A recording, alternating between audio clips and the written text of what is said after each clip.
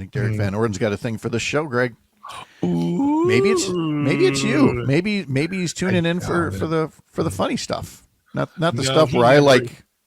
I don't know. Yeah, he maybe likes a good laugh, because for me, all I'm saying is, here's a guy getting his 30 pieces of silver, as I put it yesterday, for Elon Musk making the maximum allowable donation to him and to other members of Congress who specifically called for the impeachment of federal judges who dared insist that Donald Trump follow the law. So, Greg, imagine my surprise when just a couple of days after he called me a clown online. Yeah. That he took issue with what I said yesterday on the radio, where I said in so many words that Van Orden was one of the first to call for the impeachment of a judge. Well, that was my fault. I knew he was the first. I don't know why I couched the language live on air. But of course, he caught it and commented. I think it was on the Civic Media Instagram or Facebook. I think it was Facebook. So there's Derek Van Orden with a freeze frame of me, and he says, I was not one of the first. I was the first. Get your facts straight, you goofball. Which would have been, that would have been enough of a burn right there. Weird. But then he goes on, he frets for a moment. He's like, oh, wait, no, I've got another insult. And he writes, a congressman takes the time to write this at me.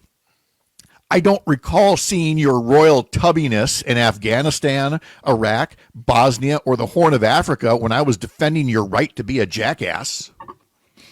Congressman, you're right.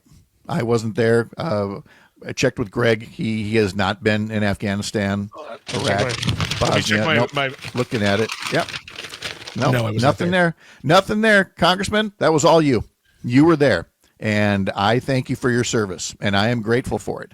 It's what you've done since your time in the service that has really put that jackass label elsewhere. And on our social media sites, especially Facebook, we've made a little slideshow about his response and his willingness to betray the Constitution by undermining federal judges. And then the last slide is just a sample of his tweets from the past couple of days, just loaded with insults, including words I'd rather not say on the radio, pointed at various figures who have, again, the audacity to want to stand up for their constituents rather than kiss the backside of an authoritarian president. So, Congressman, I appreciate your listening. Congressman, if you want to watch these video clips and if you want to keep commenting on them, and if you want to bring more attention to this fine radio program, I am very grateful, just as I am grateful for your service while you were in the military. It's your alleged service while you're in Congress that has led to these pointed comments, where, again, I'll say what I said yesterday. Show me any daylight between you and President Trump in terms of his moves toward authoritarianism, and I will give you the benefit of the doubt. But for the moment, what you're doing is still a betrayal of the Constitution that you swore to uphold. And we'll talk about that with former U.S. Attorney Jim Santel in our next hour. We'll have our Courier Newsroom Roundtable coming up next. You're Up North.